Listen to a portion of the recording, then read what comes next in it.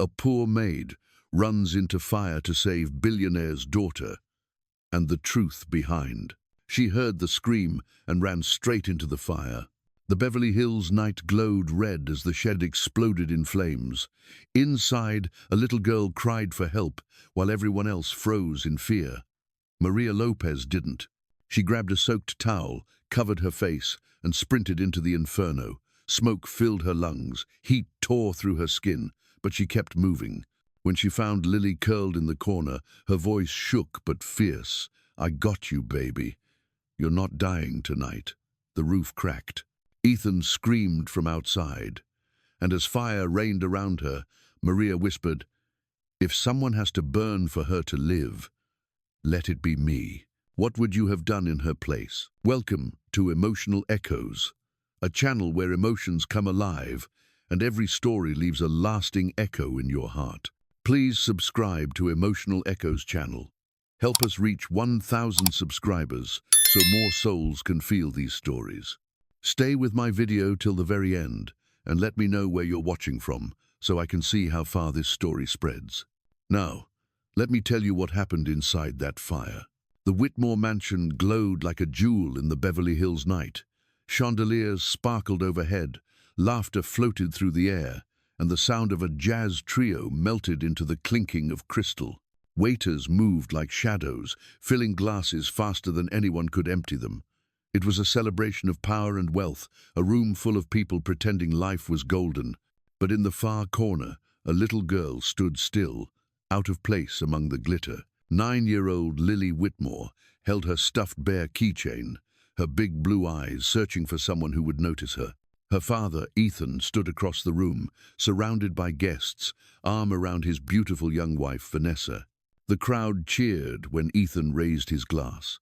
Lily smiled faintly, trying to share in his happiness, but Vanessa's hand tightened on his arm, as if to remind the world that she was the center of this night.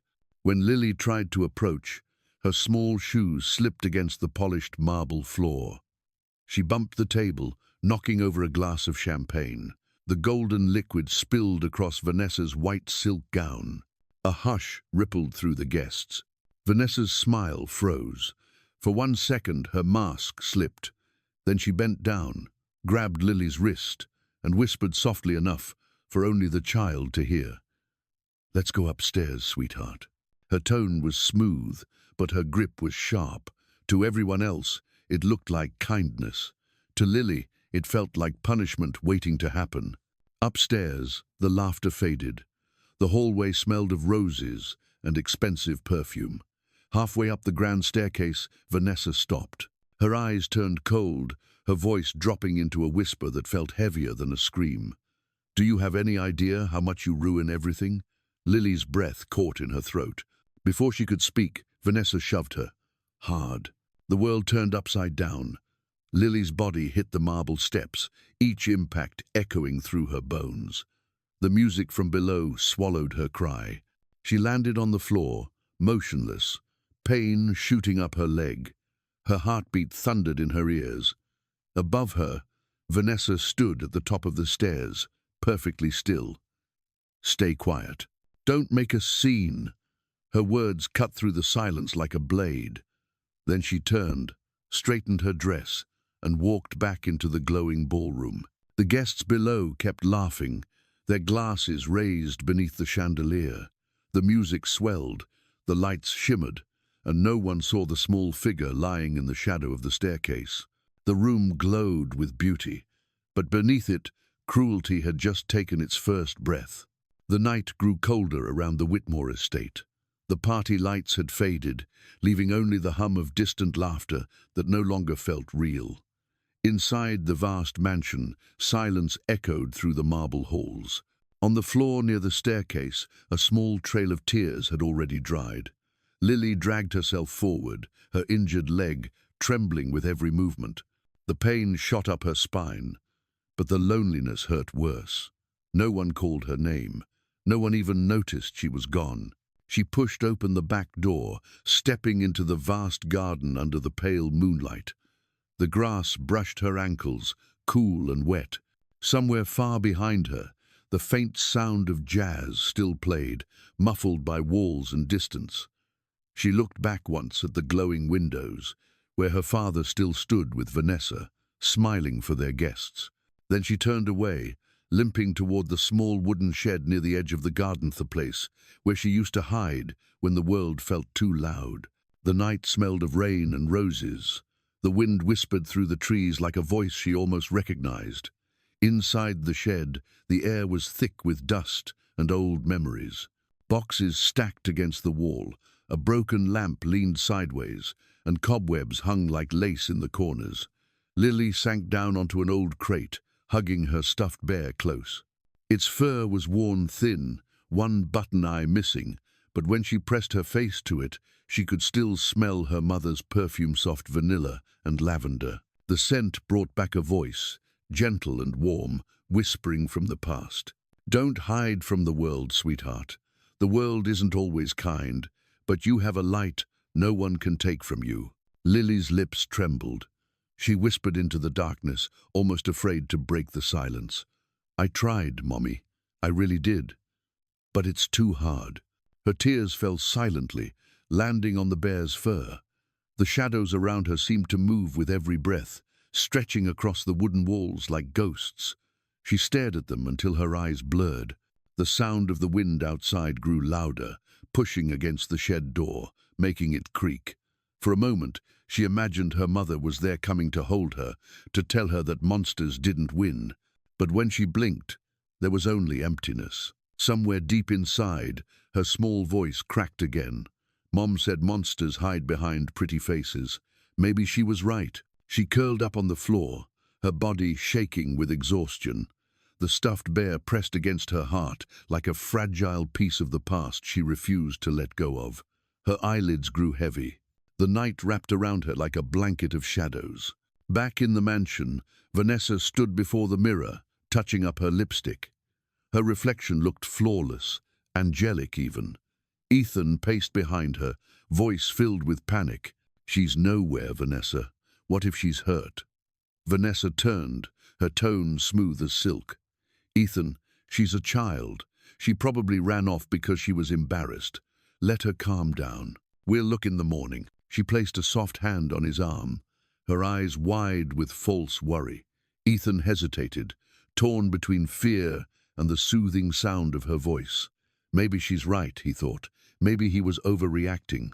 Vanessa smiled faintly and kissed his cheek before turning away. But when her reflection met her eyes again, her expression hardened. For a split second, the mask slipped, revealing something darker, a flash of satisfaction, cold and fleeting. Outside, the garden swayed in the wind, silver under the moon. The shed stood small and forgotten at the edge of the property. Inside, Lily had already drifted into uneasy sleep, her mother's words echoing faintly in her dreams. The house behind her still glowed with chandeliers and music, a world that kept pretending everything was perfect. But, under that glow, in the quiet darkness of the garden, a child's heart had already broken, and no one saw it happen. The night was quiet except for the soft ticking of sprinklers watering the garden. Inside the shed, the air had grown heavy. A faint orange glow flickered across the walls, small at first, almost gentle. It started where the candle had been left burning beside an old curtain. The flame licked upward, tasting the dry fabric, and in seconds it began to spread. Lily stirred, her breath shallow, unaware that danger had already found her. A crackling sound woke her. She blinked, rubbing her eyes, confused by the orange light flickering around her. Then came the heat. It wrapped around her like a breath from hell, and when she turned, the sight froze her in place. Flames crawled up the wooden wall, eating everything in their path. Smoke filled the air, stinging her throat, burning her lungs. She tried to stand, but the sharp pain in her leg made her collapse back to the ground. The fire grew faster than she could think. The shelves caught first, then the boxes, the papers, the books. The air hissed as the flames swallowed it whole. Lily covered her mouth, coughing violently, trying to crawl toward the door. Her voice broke as she screamed for help, but the night swallowed her words. "Daddy, Help, please, somebody. In the mansion, Maria Lopez was cleaning the last of the wine glasses in the kitchen. The house was too quiet. She hummed softly, then stopped when a faint smell of smoke drifted through the open window. At first, she thought it came from the grill next door. Then she saw it, the faint orange shimmer reflecting off the glass cabinet. Her heart stopped. She rushed to the window and saw the far corner of the garden glowing. The storage shed was on fire. Maria dropped everything and ran for the back door. Her slippers slapped against the marble as she shouted for help, her voice breaking. "Mr. Whitmore, fire, the shed." She didn't wait for a reply. She grabbed a wet towel, covered her mouth, and sprinted into the night. The flames were already raging, lighting up the roses in a ghostly red glow. Upstairs, Ethan jolted awake to the sound of her shouting. He ran toward the stairs, panic flooding his face. Vanessa appeared in the doorway, pulling her silk robe tight around her. Her tone was calm, almost bored. "It's probably nothing. The staff will take care of it." But Ethan didn't listen. He pushed past her, his voice cracking. "My daughter's out there. She hasn't come back." Vanessa grabbed his arm, nails digging in. "Ethan, stop. You'll get yourself hurt." He turned to her, eyes wild, voice raw. "I don't care. That's my child." Then he tore free and ran down the stairs, his footsteps echoing through the halls. Outside, Maria fought the heat as she reached the shed. Flames roared like a living thing, twisting and snapping. She could barely see through the smoke. Somewhere inside, a child's cry pierced the chaos. Maria's heart clenched. Lily. The name tore from her throat as she stepped closer, shielding her face with her arm. Inside, Lily was trapped in a corner. The door handle burned her palm when she tried to grab it. She coughed, her vision fading, the smoke turning everything grey.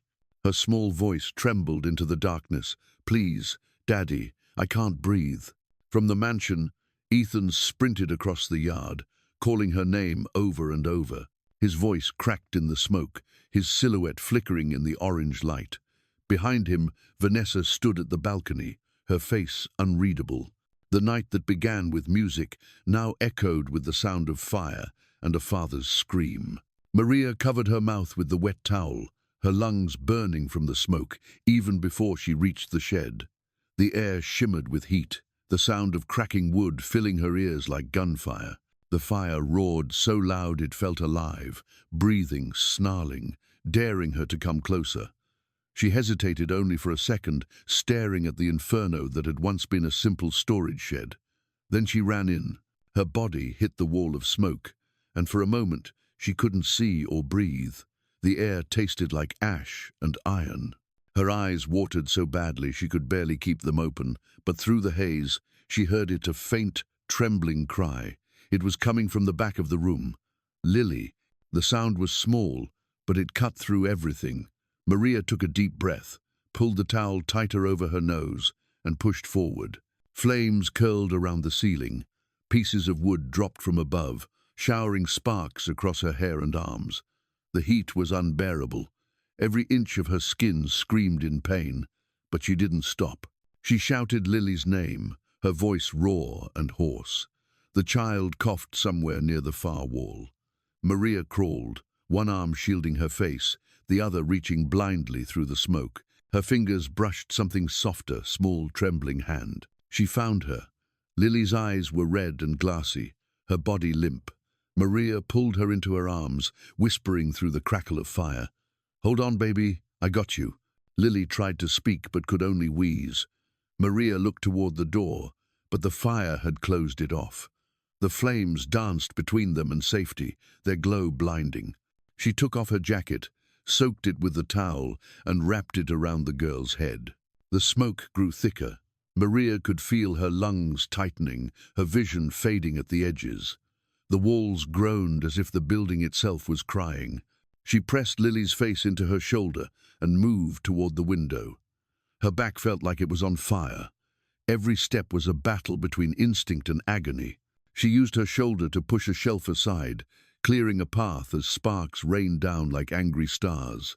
Halfway there, a beam crashed from above. It hit Maria's back, knocking her to her knees. Pain tore through her, but she didn't let go. She pulled the beam aside with both hands, her palms blistering from the heat. Lily whimpered, calling faintly for her father. Maria's heart broke, but she forced herself to stand. "Almost there," she whispered. "Almost home." She saw the faint shimmer of night air through the broken window. With her last strength, she lifted Lily up and pushed her through the opening. The girl fell into the cool grass outside, coughing. Maria tried to follow, but another beam collapsed, trapping her leg. She gasped, choking on smoke, eyes searching for the child. Lily turned back, screaming her name, but the roar of the flames drowned everything else. Ethan appeared from the darkness, running toward the blaze. He grabbed Lily, pulling her away from the burning shed. For a split second, Maria's eyes met his through the fire. He shouted her name, his voice breaking, but she couldn't hear him anymore. She smiled faintly, whispering something that disappeared into the smoke. Then the roof gave way. The white halls of Los Angeles General felt too bright, too clean for what had happened. Ethan sat outside the emergency room, his hands still blackened with soot, staring at the floor as if the tiles could give him answers. Every breath felt heavy. Every sound in the hallway echoed too loud. Behind the glass, doctors moved around Lily's small body, attaching tubes, checking her heartbeat.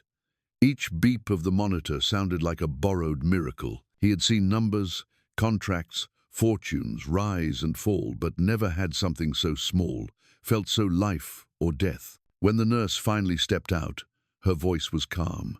"She's stable," but the words didn't lift him. They only left him empty. He walked into her room, his legs weak, afraid of what he might see. Lily lay there, pale and still, her leg wrapped in white gauze. Her hair smelled faintly of smoke, her hand limp in his. He sat beside her, silent for a long moment, before whispering that she was safe now, that it was all over. But Lily shook her head. Her lips trembled. "It wasn't an accident, Dad. She pushed me." At first, Ethan didn't move. The words felt distant, like they had come from someone else's child. His chest tightened, his breath catching halfway. He forced a faint smile that didn't reach his eyes. "Sweetheart, you're confused. You fell. Maybe you just slipped." But the look in her eyes stopped him cold. There was no fear in them anymore, only truth. She gripped his fingers weakly and whispered again, her voice thin as glass. It was her, Vanessa. Something cracked inside him. His denial shattered like the glass he had once raised in celebration. His pulse pounded in his ears, his world spinning. The woman he'd trusted, the one he'd let kiss his daughter goodnight, had betrayed them both. He felt nausea, rise, grief, tangled with rage, disbelief, wrestling with horror. His throat tightened, but no words came. He just sat there, staring at his child, the realization clawing its way through his chest. When he finally spoke, his voice was no louder than a whisper. "I'm so sorry, baby. I should have protected you." She tried to smile, tears slipping down her cheeks. "You did, Dad. You came. That was enough." Ethan bowed his head beside her bed, the weight of guilt pressing his shoulders down. He could smell the faint trace of smoke on her blanket, a cruel reminder of how close he'd come to losing her forever. For a long moment, he stayed there silent, broken, but awake in a way he hadn't been in years. Down the hall, Maria lay in the burn unit, her face covered in white bandages. Machines hummed softly around her, each breath a battle she refused to lose. Ethan stood outside her window, watching her chest rise and fall. He remembered the way she had run into the flames without hesitation, her body shielding his daughter from death itself. A stranger had saved his child, and the woman he loved had almost killed her. The irony sliced deeper than any wound. The door creaked. Vanessa entered, her heels clicking softly on the floor. She looked perfect, makeup flawless, hair pinned, dress pressed. Only her eyes betrayed her, too calm, too rehearsed. She gasped when she saw Lily, covering her mouth in mock despair. Ethan didn't look at her. She placed a hand on his shoulder, her voice dripping with sweetness. "I just can't believe what happened. How is she?" He turned slowly, his expression unreadable. "Neither can I." Their eyes met, and for a moment, everything went still. The sterile light reflected in Vanessa's pupils, but there was no soul behind them, only calculation. Ethan felt the last piece of his faith slip away. He looked back at Lily, brushing her hair gently from her forehead. Then he spoke softly, but there was steel beneath the tenderness. "We'll make sure you never get hurt again, not by anyone." Behind him, Vanessa's smile faltered. The lie on her lips froze mid-breath. And in that cold, white room, Ethan Whitmore stopped being a husband and became a father who had finally seen the truth. The next morning, the mansion stood quiet beneath a pale sky, stripped of its glamour. The charred remains of the storage shed still smoked faintly, the scent of ash and gasoline thick in the air. Investigators walked across the blackened yard, their boots crunching on the debris.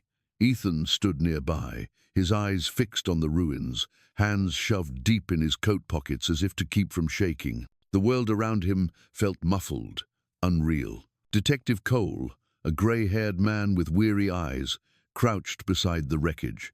He brushed away a thin layer of soot, revealing a dark, oily stain beneath. He glanced up, his tone careful but firm. "It didn't start from the candle, Mr. Whitmore. There's gasoline residue here." The words hit Ethan like a blow. Gasoline. His pulse quickened, a bitter taste rising in his mouth. He asked if it could have been a spill, an accident. Cole shook his head. This wasn't an accident. Someone made sure that fire would spread. Someone wanted no one walking out alive. Ethan turned away, his breath uneven. The words repeated in his head like the echo of a nightmare. Someone wanted them gone. Someone. But deep down, he already knew who. Later that afternoon, Ethan returned to the hospital. Maria was awake, her face still covered in white gauze, her voice little more than a whisper. When he thanked her again for saving Lily, she shook her head slowly. "It wasn't bravery," she murmured. "I smelled gas before the flames spread. I thought it was strange. Then I heard someone near the shed, heavy footsteps, a woman's voice. Her hand trembled as she turned away. I thought it was the gardener, but now I'm not sure." Ethan's jaw clenched. He felt a chill crawl up his spine. The pattern was too clear. The open shed door. Vanessa's calmness that night, her sudden insistence to wait until morning. Everything lined up like pieces of a puzzle he never wanted to solve. He thanked Maria softly and stepped into the hallway. His reflection in the glass looked like a stranger, haunted, hollow. The fire had burned more than wood. It had burned away the illusion of his life. That evening, he returned home. Vanessa sat in the living room, her posture perfect, a glass of red wine in hand. The television flickered softly, playing news footage of the fire. Her lips curved into a faint, measured smile. "Oh, they're saying it was electrical. What a tragedy." She sipped her wine, pretending to care. Ethan stood in the doorway, watching her in silence. His voice was calm, but his heart pounded in his chest. The investigators found gasoline in the debris. She didn't flinch. Her eyes lifted to meet his, cool and steady. "Gasoline? That's ridiculous." "Maybe one of the staff spilled cleaning fluid. Accidents happen." Ethan stepped closer. "They also found footprints that don't match any of the staff. They match your shoes, Vanessa." For a split second, the mask cracked. Her eyes narrowed, a flash of something sharp and unguarded, flickering there. Fear, then fury. Then it was gone, replaced by a smile as cold as polished marble. "You really think I'd hurt your daughter?" Her tone was soft, but her gaze could cut glass. Ethan stared at her, searching for the woman he once loved, but all he saw was a stranger in a perfect dress. His hands curled into fists, nails digging into his palms. "I don't want to think that," he said quietly, "but I saw the way you looked at her that night." Her lips parted, but no warmth came through. Only poison. She tilted her head, her voice a whisper that made his skin crawl. "Maybe you should be more careful who you accuse, Ethan. People might start thinking you've lost your mind." For a long moment, neither spoke. The air between them was thick with unspoken truth. Then Ethan turned toward the stairs, his voice low, steady, final. If I'm wrong, prove it. But if I'm right, I promise you, you'll never hurt anyone again. Behind him, Vanessa's smile faded completely. Her eyes followed him like a shadow, cold and unblinking. And for the first time, Ethan understood what kind of monster had been living under his roof. That night, Maria's small apartment on the east side of Los Angeles was quiet, except for the soft hum of the refrigerator. Her 10-year-old son Mateo sat on the couch doing homework, his pencil tapping nervously against the page. Maria had just finished washing the dinner dishes when she heard a sound outside, a faint scrape near the back door. At first, she thought it was just the wind, but then came another sound, sharper this time, like a boot against metal. Her heart froze. She turned off the light and whispered for Mateo to stay quiet. A shadow moved outside the kitchen window. A man's voice came low, almost lazy, but with poison underneath. "You talk too much, lady. Best keep your mouth shut about the fire. Accidents can happen twice." Maria felt her hands tremble. Her breath caught in her throat as she pulled Mateo into her arms, holding him tight. She didn't dare scream. The man's footsteps retreated slowly, the echo of them fading into the alley. For a long moment, she couldn't move. The smell of detergent and fear hung heavy in the room. When she finally locked the door and double-checked the windows, her body began to shake uncontrollably. Mateo whispered, "Mom, what's wrong?" She forced a smile, brushing the hair from his forehead. "Nothing, baby. Everything's fine."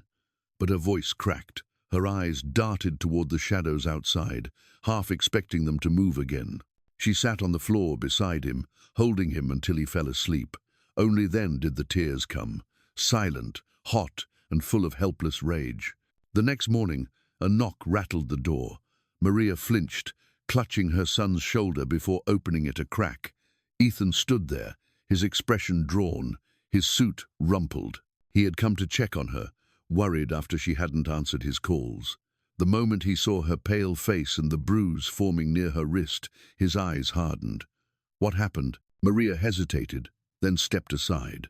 She led him to the kitchen, showing the scuff marks near the back door and the dent in the metal frame. Her voice trembled as she told him about the man's warning. Ethan's jaw tightened, his hands curled into fists on the table. She looked terrified, and it filled him with a fury he hadn't felt in years. He paced the room, muttering under his breath before finally speaking, each word clipped with anger. She sent him. "Vanessa, she wants you quiet." Maria's voice broke. "She can't keep getting away with this." He turned toward her, his face pale but steady. "She won't. Not this time." He knelt beside Mateo, who was watching silently from the hallway. The boy's big brown eyes were full of confusion and fear. Ethan placed a gentle hand on his shoulder. "You're safe now, buddy, I promise." Then he stood, his voice lower, heavier. "I'm putting security outside your building tonight. No one will come near you again." Maria shook her head weakly. "I don't want trouble, Mr. Whitmore." Ethan met her eyes. "You already have trouble. The difference now is that I'll stand between you and it." That night, Ethan drove home through the city lights, his mind a storm. The betrayal no longer felt abstract. It had a face, a voice, a scent of perfume that still lingered in his memories. He saw again Vanessa's cold smile, the way she had looked down at Lily on the stairs, the faint tremor in her hands when she realized he knew. Now she had gone after the woman who had saved their daughter. He parked outside the burned ruins of the old mansion. The air smelled faintly of ash, though days had passed. Standing there, he whispered to himself, "I won't let her hurt anyone else. Not Maria, not my daughter, not ever again." The faint glow of dawn touched the horizon, painting the blackened beams gold. It looked like hope trying to rise from ruin. Ethan took a long breath, his voice quiet but full of conviction. "This ends with me." 2 days later, the hospital felt unnaturally calm, like the air before a storm. Ethan had spent the night by Lily's side, her breathing soft and steady, her small hand resting in his. Across the hall, Maria was recovering, the color slowly returning to her cheeks. The chaos had faded, but truth still burned in Ethan's chest like a hidden ember. He knew he couldn't live in silence anymore. The truth needed air and fire. That morning, he made the call. His voice was calm, steady, the way he used to sound when closing multi-million-dollar deals. He told Vanessa that Lily wanted to see her, that a doctor wanted to discuss the cause of the fire privately. She didn't hesitate. Her tone was sweet, confident. "Of course, darling. I'll be there soon." She still believed she could control the story. When she arrived, her heels clicked down the hospital corridor with the rhythm of someone who believed the world owed her deference. She wore white again, pearls at her neck, her perfume floating in a soft floral haze. To anyone watching, she looked like a grieving wife, a perfect stepmother. But to Ethan, every detail was a performance. He waited in a small consultation room with Detective Cole and two plainclothes officers hidden just beyond the door. Vanessa entered with a radiant smile, the kind she used to wear at galas. "Oh, Ethan, this place gives me chills. How's our little girl?" She sat gracefully, crossing one leg over the other. Ethan met her gaze, his tone even. "The doctors found something unexpected. They think the fire didn't start from a candle." She blinked once, then laughed, light and effortless. "Gasoline? Really? You think someone poured gas in that dusty shed? That's absurd." Ethan didn't smile. His hands stayed folded on the table. "Maria smelled gas before it started. And the investigators found a can with your fingerprints." For the first time, her composure faltered. The laugh died halfway through her throat. She straightened in her seat, voice tightening like a wire. "You're accusing me of arson? Of trying to hurt a child?" Ethan's eyes didn't waver. "I'm accusing you of lying." Her mask slipped just a little. The charming tone vanished, replaced by something brittle, sharp. Her voice dropped, lower, almost shaking. "You think you're some kind of hero now? You think anyone will believe a burned maid and a traumatized child over me?" Her words cut through the air like glass. She leaned closer, her eyes narrowing, voice dripping with venom. "If you ruin me, Ethan, I'll make sure you regret it. I'll take everything, your company, your name, your daughter." Ethan's expression didn't change. He leaned back slightly, letting the silence hang. For a moment, Vanessa seemed to realize the game was slipping away. She tried to smile again too quickly, her voice softening with false sweetness. "Darling, you know me. I would never hurt her. She was just clumsy, that's all." But when she saw Ethan's eyes cold, unflinching, her facade began to crack for real. Her voice trembled as she searched for words that no longer worked.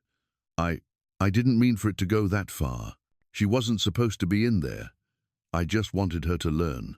The moment the confession left her lips, she froze. Her hand flew to her mouth, eyes wide. The air went still. Ethan reached for the folder on the table, pressing stop on the small recorder hidden beneath it. Vanessa's breath came in sharp gasps. She realized too late what she had done. Her chair scraped backward as she stood, voice rising into panic. "You set me up. You tricked me." Ethan stood slowly, his voice steady and low. "No, Vanessa. You showed yourself." The door opened. Detective Cole stepped in, flanked by the two officers. The tension snapped. Vanessa's face drained of color as the badge flashed in front of her. "Vanessa Whitmore, you are under arrest for attempted murder and arson." Her calm dissolved into fury. She twisted in their grip, shouting, "You can't do this to me. I made you, Ethan. Everything you have is because of me." Her voice echoed down the sterile hallway, a mix of rage and disbelief. Ethan didn't reply. He just watched as she was led away, her heels clattering against the floor, her perfect image unraveling with every step. When she passed the window, her reflection looked nothing like the woman she had tried to be, just a hollow shell cracked wide open. For the first time in years, Ethan felt the weight in his chest begin to lift. Justice didn't feel like triumph, it felt like breathing after drowning. Maria stood quietly in the doorway, her bandaged hands resting at her sides.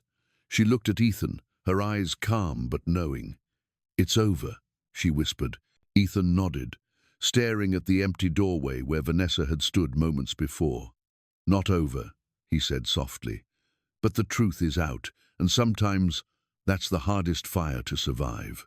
Outside, sunlight broke through the clouds and poured across the city, golden and steady, like a promise that this time the light would last. A week later, the world finally seemed to breathe again. The headlines had faded, the reporters had stopped calling, and the hospital no longer smelled of fear. Ethan walked down the quiet hallway, holding a small bouquet of lilies in one hand.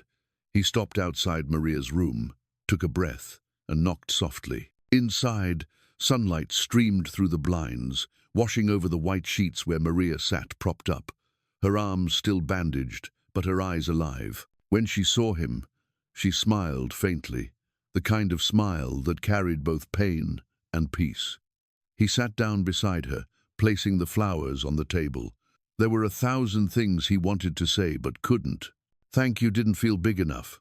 Sorry didn't feel right either. For a moment, silence said everything words couldn't. Maria looked at him, her voice quiet but steady. I didn't do anything special.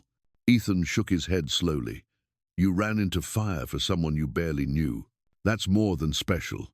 The door opened, and Lily appeared, leaning slightly on her crutch. Her small face lit up when she saw Maria. She hurried as fast as her leg allowed, and Maria instinctively opened her arms. The hug was gentle, fragile, and yet full of something stronger than either of them had known. Lily whispered that she'd been dreaming about the fire, but the dreams didn't scare her anymore, because in every dream, Maria came back. Ethan watched them, his throat tightening. He had seen courage before in boardrooms and battles of business, but nothing compared to this, the quiet bravery of love that expects nothing in return. Lily reached into the pocket of her hospital gown and pulled out a small singed teddy bear. Its fur was half burned, its button eye missing. She held it up to Maria with both hands. This is yours now, she said softly. You saved us. Maria stared at it for a long time, her eyes filling with tears. The bear was ugly now, scarred, but to her, it looked like the most beautiful thing in the world. She pressed it to her chest, her hands trembling. Her voice broke as she spoke. Maybe we saved each other. Ethan smiled, and for the first time in months, the weight in his chest lifted. He stood and placed a hand on Maria's shoulder. You'll never work for us again, he said quietly. She looked confused, almost hurt, until he finished. Because you're not an employee anymore. You're family. Maria covered her mouth, unable to speak. Lily grinned through her tears and reached for Maria's hand. The room filled with sunlight, soft and golden. For a moment, it felt like the fire had been replaced by warmth of a different kind, the kind that heals. Ethan looked at them both, two souls who had walked through flames and survived. Sometimes, he thought, family isn't who shares your blood. It's who runs into the fire for you. 3 months later, the ocean breeze carried the smell of salt and sunlight through the open windows of the new house in Santa Monica. The sea stretched endlessly beyond the deck, where white curtains fluttered in the gentle wind. It wasn't a mansion like the old one. It was smaller, humbler, and alive with laughter instead of echoes. Ethan had traded marble floors for wood that creaked softly under bare feet, traded chandeliers for the morning light that poured through the kitchen windows. It was no longer a place to impress. It was a place to heal. Inside, the sound of pancakes sizzling filled the kitchen. Maria stood by the stove, her hands still bearing faint scars, but moving with calm grace. Lily sat at the counter, swinging her legs, watching closely as Maria flipped the pancakes with practiced ease. Beside her, Matteo carefully poured syrup into a small bowl, tongue sticking out in concentration. The scene was ordinary, simple, and perfect. Ethan walked in, holding a basket of fresh fruit from the small market down the street. He paused in the doorway for a moment, just watching. The laughter, the clatter of plates, the smell of breakfast, it felt unreal after everything they had survived. He caught Maria's eyes, and she smiled, that quiet, steady smile that always seemed to calm him. You're early today, she teased. He chuckled, setting down the basket. Someone has to make sure you don't burn down my kitchen. Lily giggled, and for a second, the sound transported him back to a time before fear, before betrayal. She looked up at him, her blonde hair falling over her bandaged knee, and asked if they could go to the beach after breakfast. Ethan nodded without hesitation. Of course. That's why we're here. Maria handed him a plate, her voice warm. The ocean's waiting for all of us. Later that morning, the four of them walked down to the sand. The sunlight sparkled on the water like tiny diamonds. Lily limped slightly, but she didn't mind. Matteo chased the waves, shouting with joy, while Maria spread a blanket nearby. Ethan stood behind them for a moment, his hands in his pockets, watching the scene unfold like a dream he didn't know he had been longing for. The ache that had once filled his chest was still there, but softer now, like a reminder instead of a wound. Maria called him over, laughing as the children built a crooked sandcastle. He sat beside her, the warmth of the sand seeping through his palms. For a long moment, neither of them spoke. The ocean roared quietly in the distance, steady and endless. Then Maria turned to him, her eyes reflecting the sunlight. "Do you ever think about the fire?" she asked. Ethan nodded. "Sometimes, but not with pain anymore. It's strange. The fire took everything I thought I needed, and gave me everything I never knew I wanted." She smiled softly, and he reached over, taking her hand. Lily ran up to them, holding a small seashell, her face beaming. "Look, Dad, it's shaped like a heart." Ethan bent down, brushing sand from her hair, his voice gentle. "Maybe the ocean wanted us to remember something." Lily tilted her head, puzzled. "What's that?" he smiled.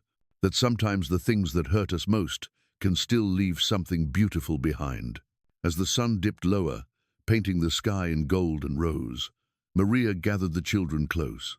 Ethan looked at them, the woman who had risked her life, the little girl who had learned to walk again, and the boy who had found laughter in a new home and felt a peace he hadn't known in years. The waves crashed softly, as if whispering their own story of loss and renewal. The wind lifted his words as he spoke, his voice quiet but certain, carrying the truth that had brought them all here. Family isn't blood. It's who runs into the fire for you. From the night of the fire to the morning by the ocean, this story wasn't just about survival, it was about rebirth. A maid who risked everything for a child that wasn't hers, a father who learned that love isn't proven by blood, and a little girl who found family in the ashes. In the end, their pain became light, reminding us that compassion can rebuild what tragedy destroys. If this story touched you, share your thoughts in the comments and spread its warmth. Subscribe, like, and share emotional echoes so more hearts can feel these stories. Thanks for listening.